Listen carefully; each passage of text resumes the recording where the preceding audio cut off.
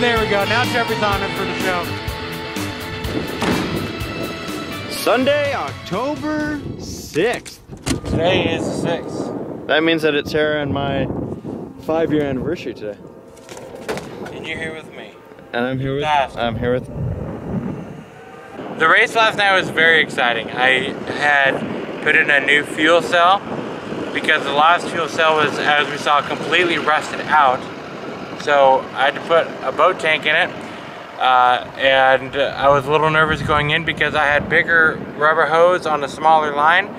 I clamped it down nice and tight. There's no fuel leak, so when I was out on the track, that car did not stall once. Actually, it did stall once, so I lied there. But it fired up right away and kept going. So that car runs like a champ now. Of course it runs like a champ as we're going in to the last event, Night of Destruction, October 26th. I'm excited for that night because my car, I feel like it's not gonna give up on me. So we're gonna give it a help. But yeah, last night's race, very clean for me. I crashed once, now it's after the race. Double zero car, handled beautifully. Finished 11th, I feel like I was running 11th the entire night trying to catch up. It was a clean race, a lot of guys just respecting each other out there, which I know sounds funny in a skid plate race. There were cars beating each other up, but not to the extent that we saw last time out. Our cars were over here on a display. So yes, both these drove over. So we're gonna get these puppies back into the pit area. Shayla's number 2 car, the one that Matt drove last night. Yeah, Matt kind of got robbed a little bit on horsepower. That's because we done a few tricks to it. Full throttle was like 5 miles per hour. Full throttle, the throttle cable, full throttle, pretend like this is the cable. Full throttle would be like this. Matt's full throttle, he'd put his foot all the way down to the floor and it'd do that. I drove a full throttle just to get it from where Matt ended up after the race to where we usually park the cars. I was like, oh boy, this is exciting. What happened after the skid plate race? We missed a rollover last night because the car rolled over leaving the track. Get off the track, you pull up behind the walls, and then there's a little alleyway that you drive through to get into all the pits. In that alleyway, it's 1 car wide, and this car either went in there really crazy or he was just goofing off and touching that K-rail, which, you know, it kind of sends your car doing this. Well, I guess he did it one too many times and it rode up the K-rail and like basically teeter-tottered and then slowly rolled over on its roof. Sunday, October 6th. So happy anniversary, Sarah. 5 years of long distance relationship. She's in Texas right now. Son of a bitch.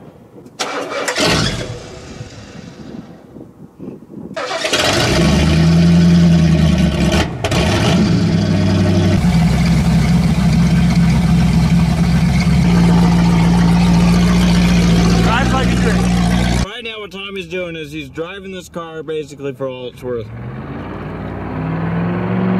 He's doing this to see if there is any issue.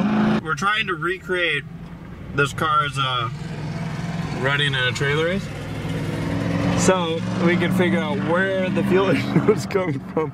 I'm sorry, but this is the fastest we ever see one of these cars drive through these pits.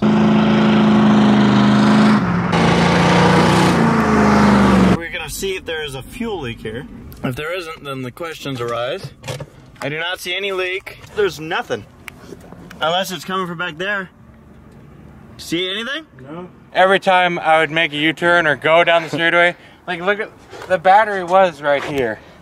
The tire, I heard these tires swapping around and wheels rolling. And my question at this point is, are we declaring this car ready? Theoretically, we just got to add some material to the front. Look at this right here.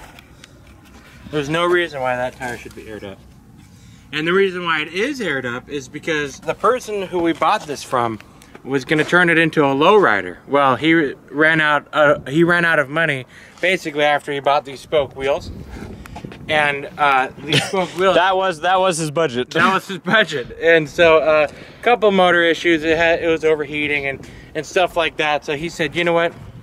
I'm in college. It's either college or car. I'm getting rid of the car. So I bought it from him for $500, and this car is the best running car we have in the fleet, absolutely, without a doubt. It does not give us this is the fastest car we have. That car, I swear to you, that thing hauls butt. I love how slow your car is. My car is a turd. I realized I was storming around the pits with a sledgehammer in the backseat. I've had better ideas in my life. Everything you see us do on the low budgets, as Tommy said, It's all with safety in mind. Always practice safety first. The day is just beginning, really. Yeah. The sun is rising right now. That's right. We just went to O'Reilly and got a belt for this car. Pep Boys wasn't cutting it for us. I believe right off the bat we got a belt that'll fit this car. Car leaks a bunch of water from right here. So we put a cap on it. And another thing we're looking for is this right here. It is completely busted out and rusted out and corroded and everything else. So we're gonna see how much water comes pouring out of that. Another thing we're checking is the power steering pump fluid. See if it's leaking out of there. That should be dripping soon.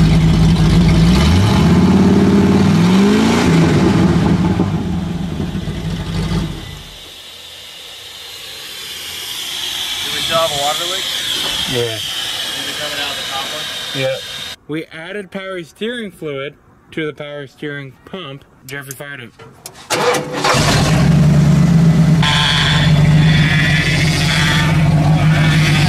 Coming from here.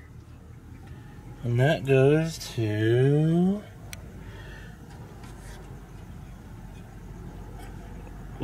exactly where we thought it was. So it's a power steering line that looks to be busted. A rubber hose is cracked from craziness. We're right now working on adjusting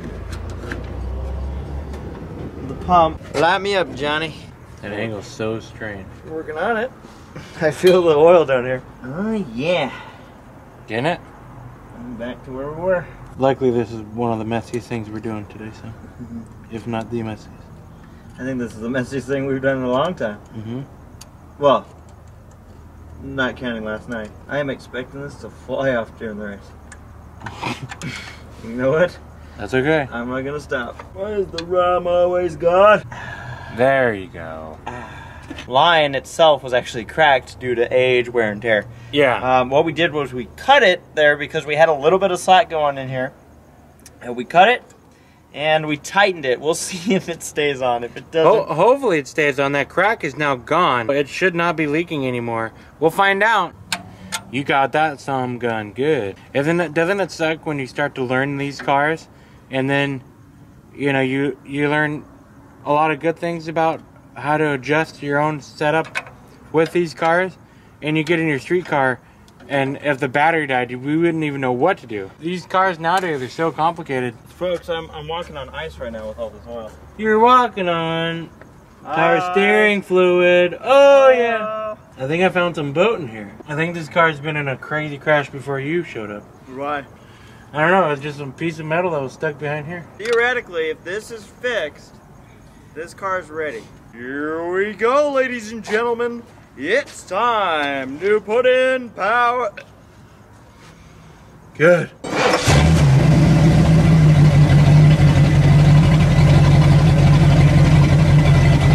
This car is now ready to go. It is ready. It's gonna be sitting now for about a week or so. This car at one point looked like it was gonna be the farthest from being ready. And ladies and gentlemen, it's ready. It's gonna be wild. This car will get some welding work done. We had a lot of fabrication to do on cars like this one, Shayla's, Tommy's Cadillac, as well as a couple of the skip plate cars need to get T-bone bars in them. These ones have. There are 20 days before Night of Destruction. 20 days left to prepare. And surprisingly, amazingly, you guys saw it with the Gran Torino, and with most of this stuff, this car too, we're usually getting this stuff ready the night before, but because of my exam, we don't have that option. We were worried because a lot of stuff could have been wrong with this car. The boat went right through the front end. I believe the 00, the 96, and the 2 skip plate cars are all race ready.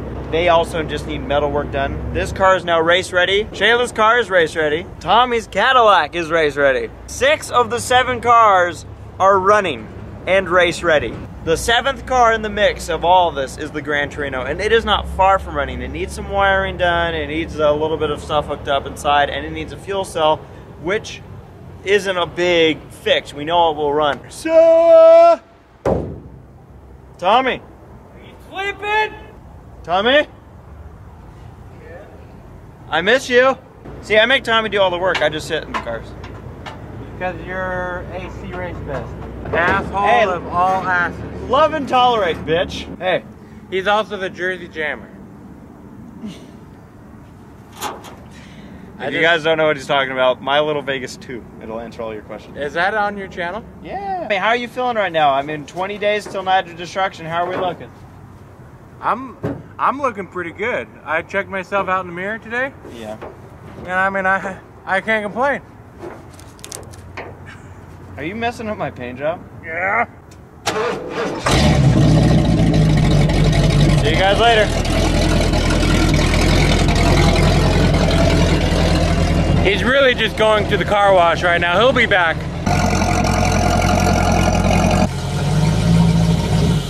The Stanley steamer. Why is there a battery in the trunk of your car? Well, what we... Or in the back seat, really? When we're putting this car together, we usually have these batteries in the passenger seat in the front on the floorboard. The reason we couldn't do that here... Well, first off... I'm just showing people my greasy hands. No good. First off, the reason that you usually do that is because you don't want the battery in the place where it's probably going to get demolished. Yeah. In front of the car. So that's why it's usually moved to the passenger seat. For ease of access, you can hook it up. If there's a battery issue, you can mess with it from the driver's seat. However, we couldn't do that with this car because the floorboard is so thick. I think there's 3 layers of metal that we couldn't get through. So we moved it behind the passenger seat. That's why you usually see people move batteries in demolition cars. Because A, you get the battery knocked out, you're done. These are expensive pieces right here, and you want to protect these as much as you can. And usually the passenger seat is good to go. That's also where the fuel tanks go too. So Jeffrey's gonna take that battery out. We're gonna. Yeah, we could show you. I mean, there's the fuel cell right here.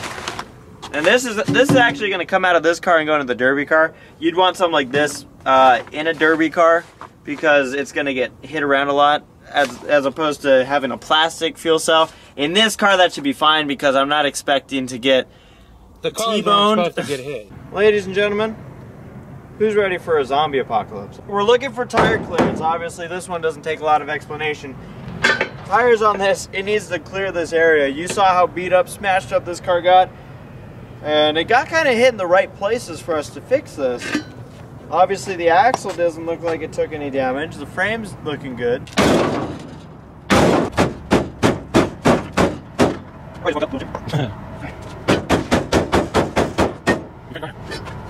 Oh no! You okay there, Iron Man? Want to trade? Here's a Boy Scout tip for everybody. Whenever you're using something sharp like this, you have your blood circle. So just kill everyone before you start. Alright, so you thought that side was pretty fun? Look at this mess. This side didn't get damaged enough. There you go. You're getting it. Oh! In a week and a half, we will be back here at Irwindale Speedway working on these cars, getting ready for Night of Destruction. What? Do you want to fix your trunk while you're at it? No. Dust. Good night, everybody.